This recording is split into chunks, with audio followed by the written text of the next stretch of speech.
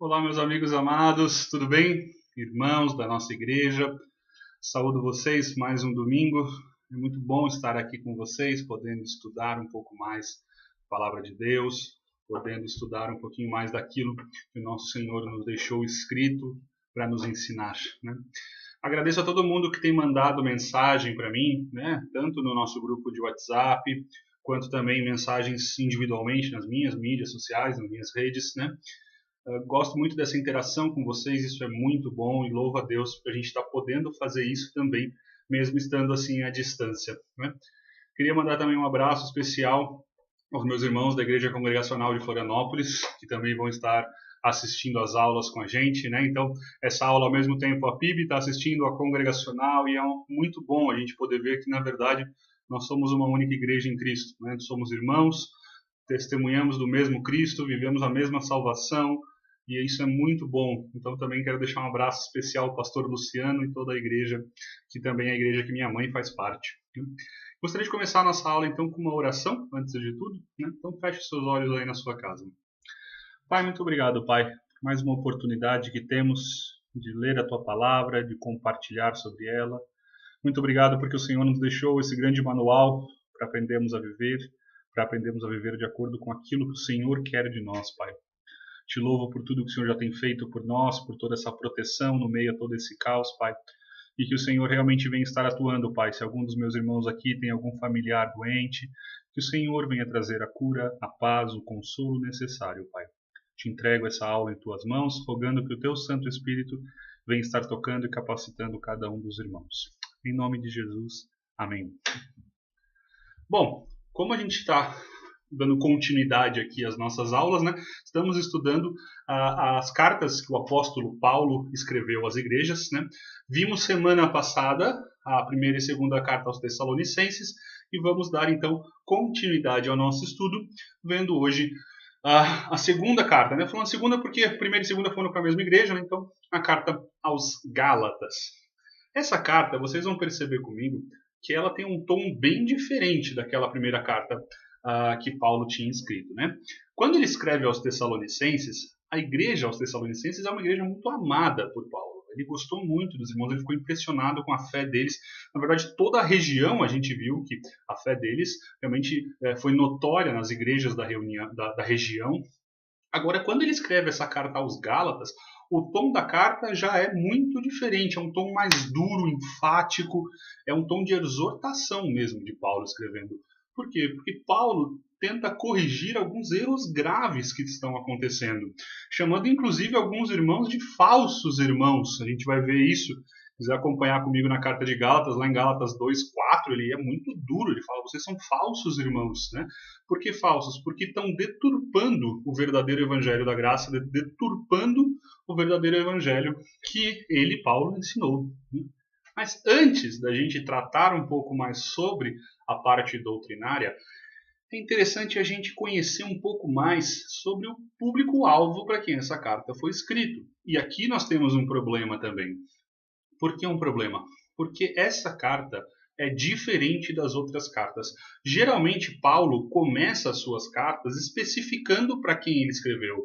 A igreja de Tessalonicenses, a igreja de Corinto, a igreja de Éfeso. A gente tem, geralmente, um endereço certo. Aqui, Paulo escreve aos irmãos da Galácia. Então, é um grupo de igrejas e é uma região muito grande. O que levou, ao longo aí da história, muita discussão para saber para quem é que Paulo escreveu, né? Para entender um pouquinho mais, primeiro vamos conhecer a região da Galácia, né? A região da Galácia é onde hoje é a Turquia. Se a gente for olhar no mapa, é a atual Turquia, né? O reino da Galácia surgiu em torno de 3 antes de Cristo, né? Ele foi povoado por tribos celtas, que fugiram da região de Gália, na França. Por isso tem a região é chamada de Galácia. Eram aqueles que fugiram de Gália, da França, né? Essas tribos celtas que formaram essa região da Galácia, elas eram muito conhecidas por um culto a uma deusa chamada Cibele, uma deusa celta chamada Cibele, E no culto, era um culto bem forte, porque ele exigia mutilações corpóreas cerimoniais. Então, envolvia realmente carnificinas e mutilações, era algo bem forte. E além desse culto macabro que eles prestavam para essa deusa, eles eram conhecidos na região toda pela sua inconstância, né? Sua instabilidade, seja no caráter, no agir. Era um povo inconstante, o povo daquela região. E facilmente desencorajados, qualquer fracasso que tinham já desanimavam, já não queriam mais, já mudavam de ideia. Então, um povo muito difícil de ser trabalhado. Esse é o povo que vivia na região da Galácia. Agora, para qual igreja Paulo escreveu isso? Existem duas teorias, né? A primeira teoria fala que foi para as igrejas do norte da Galácia. Por que existe essa teoria? A gente pode considerar o termo Gálatas ou Galácia no sentido geográfico. Geograficamente falando, a Galácia envolvia mais uma área ao norte, né? E aí envolveriam então as igrejas de Ankara, que era a capital da Galácia, de Pessino, que era a principal sede de adoração a Cibele, que era uma cidade muito grande onde os povos iam ali para adorar a Cibele, e também Távium, que era um grande centro comercial da região. Então, para aqueles que consideram o norte da Galácia, eles falam, não, Paulo escreveu para essa região. E Paulo estava tomando como o Gálatas como essa região geográfica. Lá é a Galácia, né? Bom, a gente tem um problema, porque Paulo só visita essa região na terceira viagem missionária. A gente sabe que ele passou por lá, mas no livro de Atos não tem nenhum relato do que ele fez lá naquela região. Então é uma teoria que é um pouco complicada porque a gente não tem fatos, não tem dados. Segundo lugar, a gente pode considerar esse termo Galácia ou Gálatas no sentido político e oficial do Império Romano. O que é isso? A Galácia, o reino da Galácia, era essa área mais ao norte. Porém, quando os romanos invadiram e tomaram conta, eles fizeram a chamada província da Galácia. E essa província era muito maior do que a região em si do norte da Galácia. E essa província incluía trajetos e trechos que Paulo percorreu desde a primeira viagem. Por exemplo, Frígia, Pisídia, Licaônia. São trechos que vocês vão ver se voltarem lá para a primeira aula, naquele resumo que eu passei das viagens, vocês vão ver que Paulo passa na sua primeira viagem, visitando cidades como Antioquia da Pisídia, Icônio, Listra, Derbe. São todas cidades que ele passou e que fazem parte dessa região oficial, né, essa região política chamada então de Galácia, né? É muito interessante ver que nessa primeira viagem Barnabé faz ela junto com Paulo e Barnabé é citado na carta aos Gálatas. Então a gente percebe que eles se conheciam. Por isso que nós temos, então, como teoria de que realmente Paulo escreveu para aquelas igrejas que ele passou lá na sua primeira viagem. Lembrando que aqui, como está aí no slide, ele está na segunda viagem escrevendo, né? Outras coisas que a gente pode tomar como sendo que firmam essa teoria de que foi para as igrejas ao sul da Galácia, né? Paulo geralmente utilizava o nome oficial da região. Então, ele usava, por exemplo, em 1 Coríntios 16, ele fala das igrejas da Ásia, em 2 Coríntios 8, ele fala das igrejas da Macedônia, 2 Coríntios 1, as igrejas da Acaia. O que são isso? São termos oficiais de como se dirigir às igrejas. Então, ele usa o próprio, por ele ser um cidadão romano, tem conhecimento de toda o costume, a cultura romana, ele usa o nome oficial daquelas províncias romanas, né? A gente tem um vasto relato de Paulo passando por lá. Então, a gente vê em Atos 13, em Atos 14, para quem quiser acompanhar, que Paulo passa por essa região, não no norte, mas sim no sul. E no norte, como eu falei, é só na terceira viagem, não é agora que ele está escrevendo, né? E também, como eu falei, Paulo vai citar Barnabé na carta. No capítulo 2 ele cita pelo menos 3 vezes ali Barnabé, e ele não para explicar quem era Barnabé ou por que ele citou. Ele cita como sabendo que é alguém conhecido para eles. Só que Barnabé só foi na primeira viagem. A gente viu que na segunda tem aquela briga com Paulo, ele não vai. Na terceira também não. Então, Barnabé participa somente da primeira. Por isso que nós realmente pensamos, e eu também sou adepto dessa teoria, de que Paulo escreveu para aquelas primeiras igrejas, Antioquia da Pisídia, Icônio, Listra e Derbe. Né?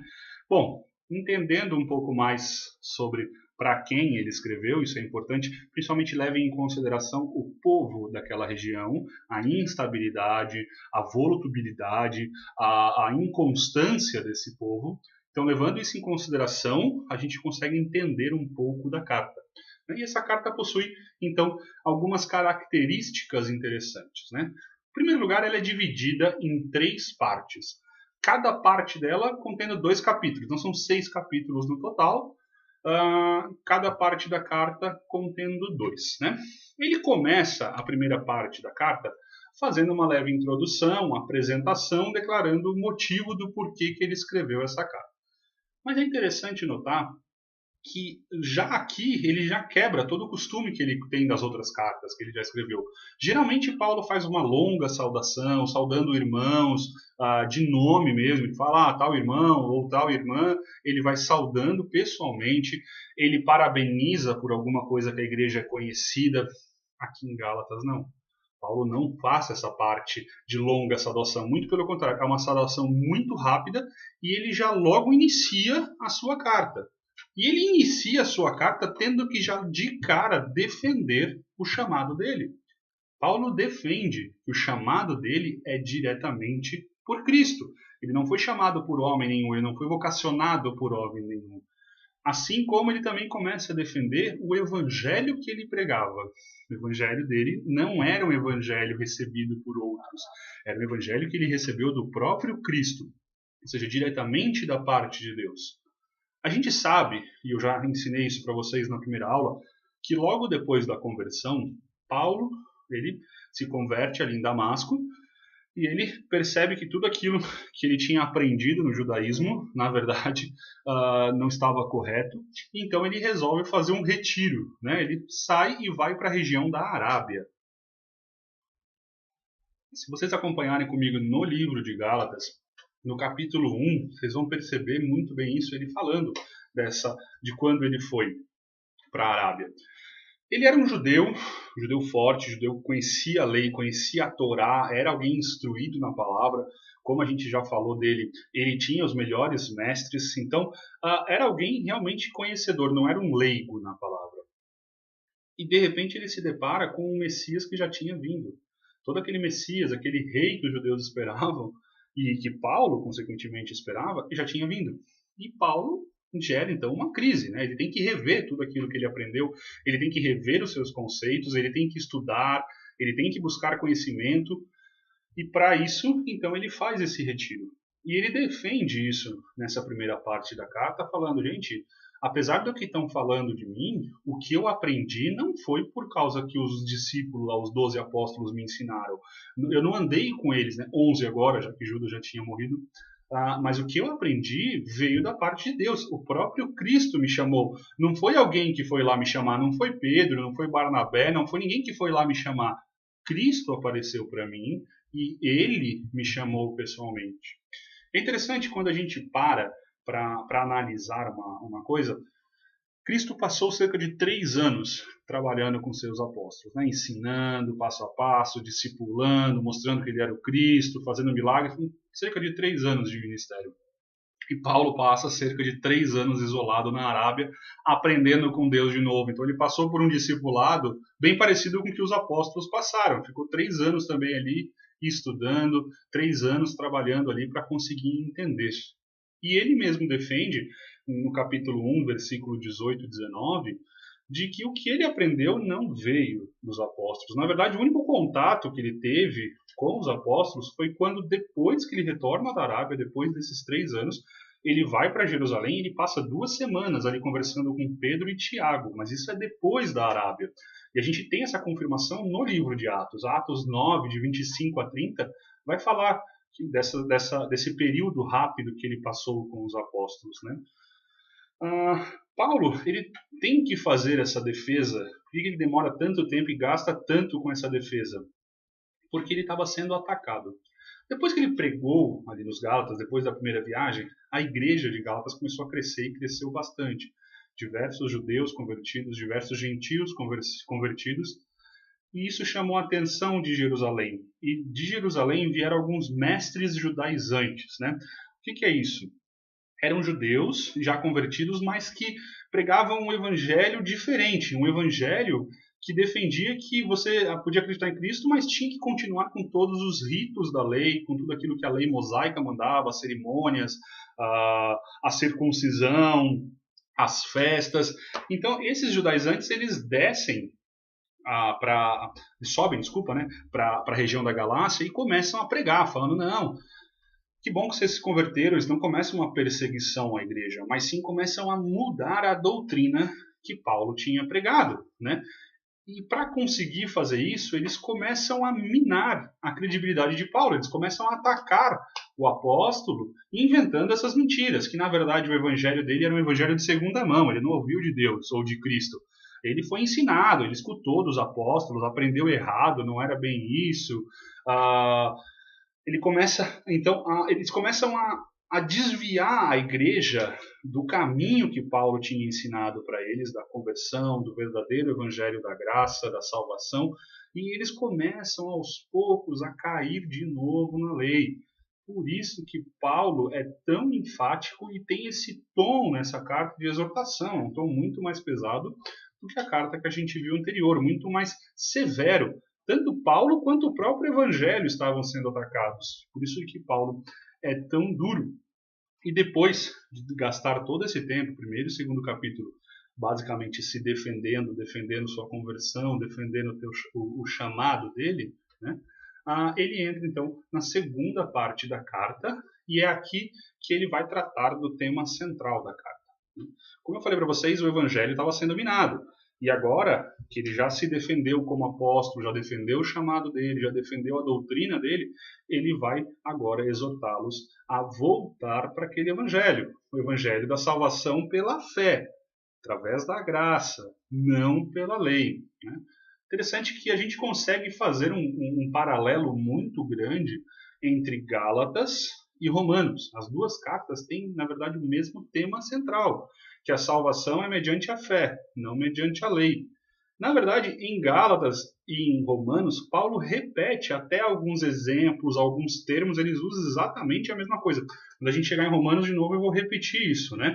Mas, por exemplo, olhem aqui no slide, ou abram na Bíblia para acompanhar, Gálatas 3:6. O que ele fala lá? É o caso de Abraão, que creu em Deus e isso lhe foi imputado para a justiça. Quando a gente compara esse texto com o texto de Romanos 4:3, a gente vê que eles são iguais. Pois o que diz a Escritura? Abraão creu em Deus e isso lhe foi imputado para a justiça. Paulo está tratando do mesmo assunto com igrejas diferentes. A diferença é que lá os romanos ele não estava sendo atacado, então ele não precisa ter esse tom de exortação ou esse tom mais duro, mais severo. Lá ele está instruindo os irmãos de Roma. Então é um tom muito mais pacífico do que nós temos aqui em Gálatas, né? E além desses, eu deixei outros trechos aqui que são bem semelhantes, né?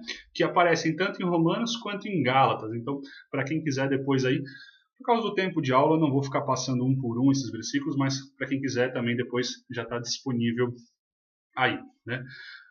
E Paulo usa nas duas cartas o mesmo argumento, de que a lei nunca salvou ninguém. A salvação sempre foi pela fé. Isso que ele falou ali no capítulo 3. Vamos ler aqui. É o caso de Abraão, que creu em Deus, e isso lhe foi imputado para a justiça. Sabeis, pois, que os da fé é que são filhos de Abraão. Ora, tendo a Escritura previsto que Deus justificaria pela fé os gentios, pré-anunciou o Evangelho a Abraão. Em ti serão abençoados todos os povos, de modo que os da fé são abençoados com o crente Abraão. Todos quanto, pois, são das obras da lei, estão debaixo da maldição, porque está escrito, maldito todo aquele que permanecer em todas as coisas escritas no livro da lei para praticá-la, que não permanece em todas as coisas escritas no livro da lei para praticá-la. É evidente que pela lei ninguém é justificado diante de Deus. Por quê? Porque o justo viverá pela fé. Ora, a lei não procede da fé, mas aquele que observar os seus preceitos, por eles viverá. Cristo nos resgatou da maldição da lei, fazendo-se ele próprio maldição em nosso lugar. Porque está escrito: maldito todo aquele que for pendurado em madeiro, para que a bênção de Abraão chegasse aos gentios em Jesus Cristo, a fim de que recebêssemos pela fé o Espírito prometido. O que ele quis dizer com tudo isso, né? Os judeus consideram os filhos legítimos de Abraão e por isso são os únicos herdeiros da salvação vinda de Deus ou das promessas. Paulo está defendendo que, peraí, vamos com calma. Beleza, vocês são filhos de Abraão, geneticamente falando, eles são linhagem de Abraão, só que a salvação veio antes da lei, a lei só vem com Moisés, muito tempo depois. Abraão foi salvo não pela lei mosaica que vocês seguem e defendem que todo mundo tem que seguir. Abraão foi salvo pela fé. A lei ainda não existia para isso. E essa fé, essa salvação, desde o início, ela foi estendida a todos os povos da terra. A gente lendo ali a aliança de Deus com Abraão, a gente percebe que Abraão ia ser uma bênção a todas as nações. Todas as nações da terra serão abençoadas. O que é isso? Ela é universal, ela foi estendida para todos. E, infelizmente, até hoje os judeus não acreditam nisso, né? Ainda se perdem muito por causa disso. A lei sempre serviu para apontar para Cristo. Cristo cumpre a lei, ele não revoga a lei, né? Então, tem uma diferença aí de termos que é muito importante. A lei apontava para a necessidade de Cristo, Cristo cumpre essa lei. Se vocês forem continuar lendo o capítulo 3, a gente vê ali, descendo um pouquinho mais, no versículo 24, de maneira que a lei nos serviu de aio para nos conduzir a Cristo, a fim de que fôssemos justificados por fé. Mas tendo vindo a fé, já não permanecemos subordinados ao aio, pois todos vós sois filhos de Deus mediante a fé em Cristo Jesus. Que é isso? A lei serviu para mostrar para a humanidade e para que a humanidade tivesse consciência do seu próprio pecado. A lei mostra que o homem não pode se salvar. Por quê? Porque ele não consegue cumprir a lei. Para conseguir a salvação, ele precisava de uma santidade que ele não conseguiria sozinho. Portanto, ninguém conseguiu cumprir a lei. A lei, ela mostra, ela serve para revelar o pecado, para revelar a incapacidade do homem de salvação e para revelar que o homem precisa de uma salvação vinda de Deus. No caso, ele precisa da salvação vinda de Deus, que é Cristo. E Cristo, ele se coloca nesse lugar, morrendo pelo homem, para que então cumprisse essa lei. O capítulo 13, do capítulo 3 é muito claro no versículo 13, quando ele fala que Cristo nos resgatou da maldição da lei, fazendo-se ele próprio maldição em nosso lugar. Ele nos resgata dessa prisão, dessa lei que apontava que nós não tínhamos salvação, e ele se faz salvação em nosso lugar, né? Através do sacrifício de Cristo, então, através da graça, nós fomos salvos, nós fomos libertos desse jugo da lei. E o que está acontecendo? Esses judaizantes estão pregando justamente o contrário, que agora que você foi salvo, você deve voltar para os ritos da lei. Paulo, gente, não precisa voltar, a lei já foi cumprida em Cristo. É como um escravo querendo voltar de volta para a escravidão. Um escravo que foi livre, foi liberto, ele não precisou comprar, ele não precisou fazer nada, ele simplesmente foi liberto e agora ele quer voltar para a escravidão, né? Leiam comigo o capítulo 4. Digo, pois, que durante o tempo em que o herdeiro é menor, em nada difere do escravo, posto que ele é senhor de tudo, mas está sobre tutores e curadores até o tempo pré-determinado pelo pai. Assim também nós éramos quando menores. Estávamos servilmente sujeitos aos rudimentos do mundo. Vindo, porém, à plenitude do tempo, Deus enviou seu filho, nascido de mulher, nascido sob a lei, para resgatar os que estavam sob a lei, a fim de que recebêssemos a adoção de filhos. E porque vós sois filhos, enviou Deus ao vosso coração o Espírito de seu Filho, que clama, Abba, Pai, de sorte que já não é mais escravo, porém filho, e sendo filho, também é herdeiro de Deus. Cristo, através de Cristo, através da morte e do sangue de Cristo, nós não somos mais escravos da lei, nós somos herdeiros e somos filhos de Deus. E ele vai concluir esse pensamento no primeiro versículo do capítulo 5. Para a liberdade foi que Cristo nos libertou. Permaneceis, pois, firmes, e não vos submetais de novo ao jugo da escravidão.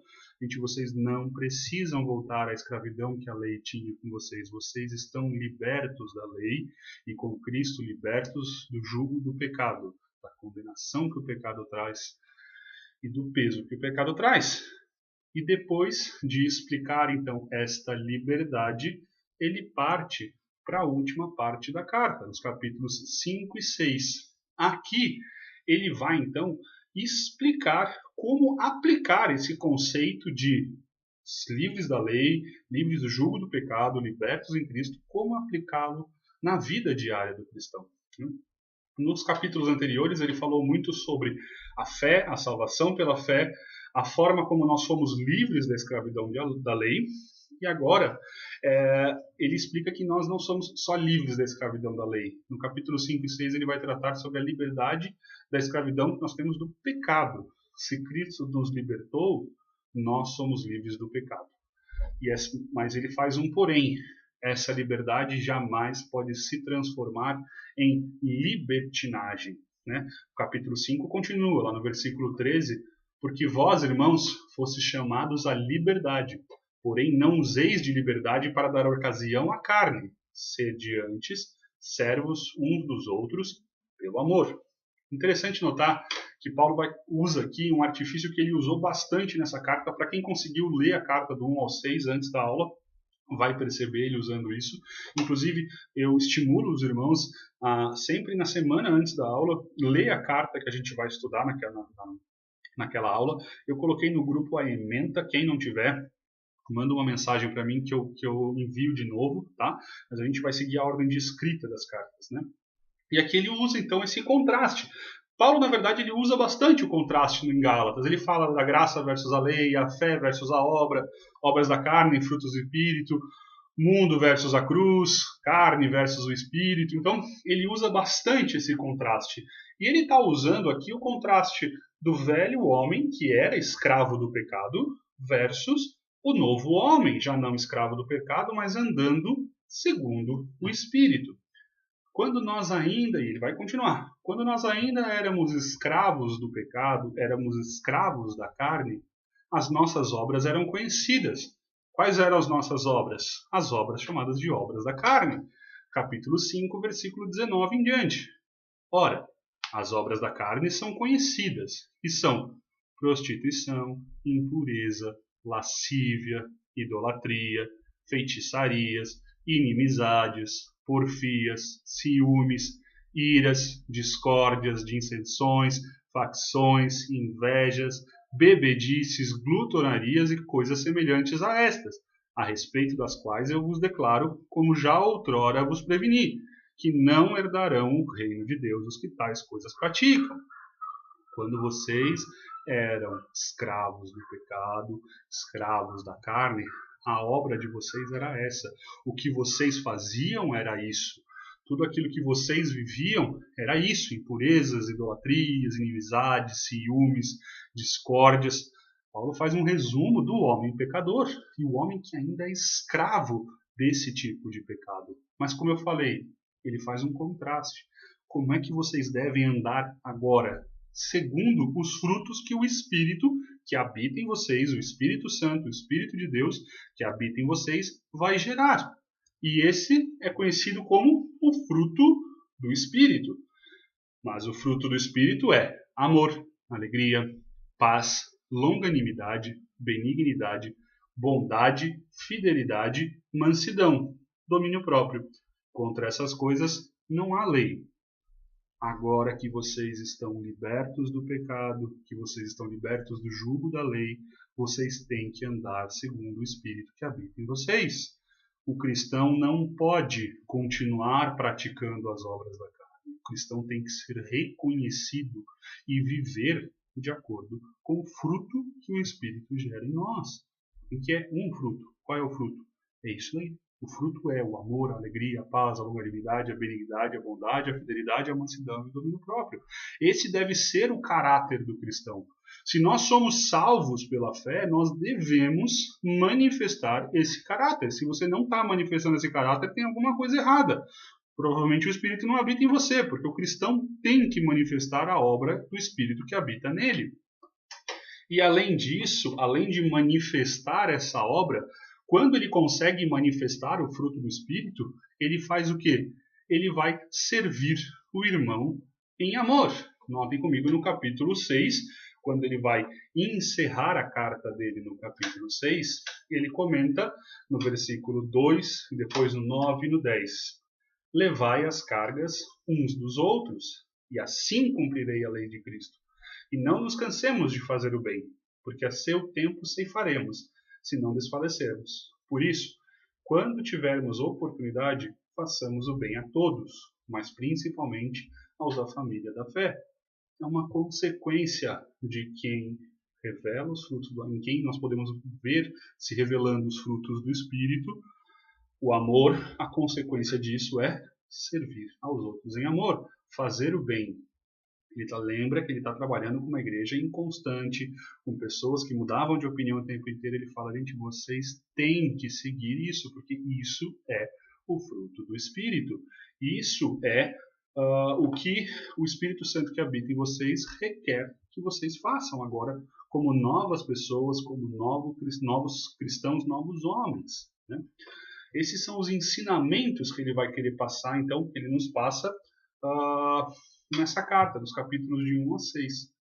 Mas legal, nós já olhamos sobre o que tem na carta, nós já falamos um pouquinho sobre o contexto dela, para quem ela foi escrita, mas e aí? O que a gente faz com essas verdades? Qual é a minha postura perante o que está escrito em Gálatas? Eu não conheço nenhum judeu, muito menos um judaizante, não tenho que me preocupar, toco o barco, vamos passar para o próximo livro e acabou. Gente, a Bíblia é viva e eficaz. A Bíblia é mais cortante de qualquer espada de dois gumes. O que é isso? A Bíblia é atual. A Bíblia é real. O que estava acontecendo, no fundo, com a igreja de Gálatas? Eles foram deixando, de pouquinho em pouquinho, um outro evangelho entrar. Eles foram apagando, de pouquinho em pouquinho, a verdade da cruz, substituindo essa verdade do evangelho da fé, da graça de Deus, por um outro evangelho, um evangelho errado, um evangelho amarrado pela lei, amarrado por ritos antigos, amarrado e longe da graça real de Deus. Isso foi acontecendo de pouquinho em pouquinho, e quando foi ver, a igreja já estava completamente distante do plano real de Deus, das boas novas que Paulo prega aos irmãos. E eu acho que é nesse ponto que a gente tem que parar e tentar pensar um pouco no nosso evangelho brasileiro atual. Eu não estou nem falando de mundo, vamos falar daqui no Brasil. Como é que está o nosso evangelho? Será que o nosso evangelho está tão diferente desse evangelho que os Gálatas estavam vivendo? Será que quando Paulo, se ele fosse escrever aos irmãos brasileiros, né, a carta aos irmãos brasileiros, será que seria nesse tom de exortação e nesse tom duro? Ou ia ser a amada igreja dos brasileiros? Será que a nossa igreja realmente está seguindo, a igreja brasileira está seguindo nesse caminho do evangelho real? Com os Gálatas, a gente viu que eles estavam deixando esses ritos do Antigo Testamento entrarem. E esses ritos, essa escravidão da lei, estava afastando eles do verdadeiro evangelho. E hoje, como é que estão as nossas pregações? Será que elas não estão de novo voltando para costumes antigos, para ritos da lei? Será que a gente não está tomando conta ou tomando para nós promessas que não são para nós? Será que a gente não está deixando isso acontecer de novo? Isso aconteceu em Gálatas, a história está se repetindo, gente. Será que nós não estamos hoje erguendo tabernáculos, templos suntuosos, luxuosos? Será que a gente não está se esquecendo do evangelho humilde? O evangelho do servo sofredor que Marcos fala? Da humildade da manjedoura? Do Deus que se encarnou como homem numa manjedoura, não num palácio, não cercado de ouro? Será que a gente não está se esquecendo dos apóstolos? Homens simples, muitos iletrados, pescadores humildes. Eles foram transformados em grandes pregadores? Foram. Mas eles eram pescadores humildes. A grande maioria ali não conhecia quase nada. A maioria dos seguidores, fora os 12 de Cristo, era assim. Era gente comum. Era gente pobre. Era gente sem conhecimento. Será que no nosso evangelho brasileiro a gente não tem tentado buscar riquezas, fama, poder, assim como Israel fez? A gente está se esquecendo do evangelho humilde, de pregar por necessitado, de demonstrar amor. Paulo acabou de fazer servir uns aos outros em amor. Manifestem o fruto do Espírito. É isso que Paulo está falando. Analisando o nosso evangelho brasileiro, será que a gente não está realmente parecido com tudo aquilo que aconteceu na Galácia? Será que a gente não está repetindo a história dos Gálatas? Por outro lado, nós temos outros que pregam o evangelho do livres em Cristo. Nós somos livres, livres de tudo, livres para fazer qualquer coisa. Essa liberdade gera igrejas que, em vez de fazer culto, fazem shows, fazem baladas, fazem raves, pintam as suas igrejas de preto para ficar parecido com balada e assim a gente atrai jovem. Não, mas fazer isso é ser evangelístico, é atrair a mocidade. Ser isso é se igualar aos locais que eles gostam e aí a gente consegue então atrair os jovens. E as igrejas começam a ter cantos escuros, música muito alta, tecnologia, pirotecnia, luzes, fogos, fumaça, grandes shows televisionados com bandas famosas. E a gente se esquece de pregar a palavra. Quantas igrejas estão deixando a palavra de lado? Como nós temos deixado a palavra de lado? Porque esse evangelho foi entrando em todas as igrejas. E as pessoas hoje não leem a Bíblia. As pessoas não têm culto doméstico. As pessoas hoje não pregam a palavra, não ajudam os necessitados. Elas querem uma ajuda própria, buscando riqueza, buscando fama. Isso foi um alerta, gente, para mim. Eu não estou aqui criticando ninguém, eu não estou querendo colocar nomes, eu não estou querendo falar nada disso. Gente, hoje a nossa igreja tem sofrido, o evangelho brasileiro está sofrido. Lembra do que Paulo escreveu no capítulo 5? Porque a carne milita contra o espírito, e o espírito contra a carne, porque são opostos entre si. A gente não tem como a nossa igreja ser parecida com o mundo, porque o mundo e espírito são diferentes. Deus é o oposto do que está reinando no mundo atualmente. Hoje quem reina no mundo é Satanás. Nós somos servos de Deus. Nós somos inimigos entre si. O mundo e a igreja têm que ser opostos. Não tem como falar que isso é um ato evangelístico ou que eu faço isso para chamar os jovens, está fazendo errado. Por que está fazendo errado? Porque nós temos que ser o oposto do mundo. Nós temos que ser diferente. Israel foi chamado para ser diferente. Se vocês analisarem as alianças, hoje é engraçado que eu acabei de fazer uma prova no seminário justamente falando sobre alianças, e isso martelou muito na minha cabeça ao longo do dia inteiro. Quando nós olhamos para as alianças, nós percebemos que Israel foi eleito para que ele fosse um representante de Deus no mundo. Para que as outras nações olhassem para Israel e falassem: nossa, Israel é diferente. Porque Israel é governado por um rei que é Deus. Israel é diferente de tudo que a gente já viu. Esse era o plano para Israel. Que Israel fosse o oposto de todo o caos do mundo. O mundo estava crescendo em maldade, em maldade, em maldade. A gente vê isso em Noé, isso se repetindo com a Torre de Babel.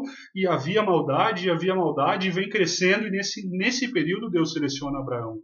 É nesse período que começa a surgir o povo de Deus. Para ser luz entre as nações, para ser bênção entre as nações. Israel não fez isso. Israel não conseguiu cumprir isso. Será que a nossa igreja hoje está conseguindo? Será que a igreja brasileira está conseguindo? Me perdoem aqui o tom mais duro, mas é o que a carta fala. E nesse mesmo tom duro que Paulo usa na carta, é um tom duro que eu usei para mim hoje. Qual é o evangelho que eu tenho pregado? Qual é o evangelho que eu tenho vivido? Porque lá no norte, lá na região amazônica, eu também tenho que pregar o evangelho a ribeirinhos, que é o povo com quem eu tenho trabalhado ultimamente. E qual é o evangelho que eu tenho pregado naquela igreja? Qual é o evangelho que eu tenho vivido com aqueles irmãos? Qual é o evangelho que a minha vida e a vida da minha esposa transparecem para aqueles ribeirinhos? E é um chamado que eu faço para a igreja de Florianópolis. Ou para a igreja de qualquer uma que você esteja me assistindo. Né? Não sei em que canto do país você está me assistindo. Mas qual é o evangelho que vocês têm seguido? Será que é esse evangelho que está repetindo os erros do passado? Repetindo os erros de Israel? Repetindo os erros de Gálatas? Ou é um evangelho centrado na palavra? Que a gente realmente consiga fazer essa autoanálise. De novo, peço perdão, eu não quero aqui ofender ninguém. Mas eu acho que foi um chamado muito forte que essa carta nos dá. de ver qual é o verdadeiro evangelho. Paulo ele é duro para defender isso porque era o evangelho que estava se perdendo e uma igreja se perdendo. Então que a gente possa também olhar para isso e tomar para nós. Porque essa é a beleza da gente ler a Bíblia. A gente vê erros que já foram cometidos para a gente não ter que cometer também. Que isso realmente entre na mente de vocês e que o verdadeiro evangelho da graça, da fé, possa influenciar a vida de todos vocês, para que vocês se tornem essa luz entre as nações. Para que cada um de vocês viva a vida de acordo com o Espírito no qual habita dentro de vocês. Que realmente a vida de vocês transpareça amor, longanimidade, benignidade, bondade, fidelidade, mansidão e domínio próprio. Que o fruto do Espírito seja aquilo pelo qual vocês são reconhecidos. Aquilo pelo qual o caráter de vocês é realmente visto. Que cada um possa fazer essa autoanálise. E a gente possa, então, encerrar mais essa carta. Vamos encerrar com uma oração? Pai amado, muito obrigado, Pai, pela oportunidade que tivemos desse chamado, Pai. Essa exortação que Paulo faz aos Gálatas, mas que também podemos tomar para a nossa vida pessoal hoje, Pai. Palavras duras, duras de ler, duras de falar, Pai. Mas, infelizmente, Pai, uma realidade no nosso país, Pai. Temos experimentado um evangelho fraco, Pai. Temos experimentado um evangelho longe da Tua graça, Pai. Pessoas buscando shows, buscando riqueza, buscando um outro evangelho que não é o Teu, Pai. Protege a mim, a minha família e a todos os meus irmãos que estão aqui estudando comigo, Pai. Para que nós fujamos desse evangelho, Pai. Esse evangelho fácil, esse evangelho errado. Mas que, como Paulo fala, sigamos o verdadeiro evangelho, Pai. O evangelho de Cristo crucificado. Do servo humilde que se entregou no nosso lugar. Que morreu por nós, Pai. Que o Senhor seja o centro de nossa vida e que nós possamos andar pelo Espírito, manifestando o seu fruto, manifestando as obras do Espírito. Que possamos cada dia mais, Pai, matar e afogar esse velho homem. É o que eu te peço, Pai, em nome do Teu Filho Jesus. Amém. Finalizamos aqui mais uma das cartas. Semana que vem nós vamos estudar 1ª e 2ª Coríntios, então quem quiser continue aí estudando e leiam, recomendo que vocês leiam. Um forte abraço meu e nos vemos na próxima semana. Tchau, tchau.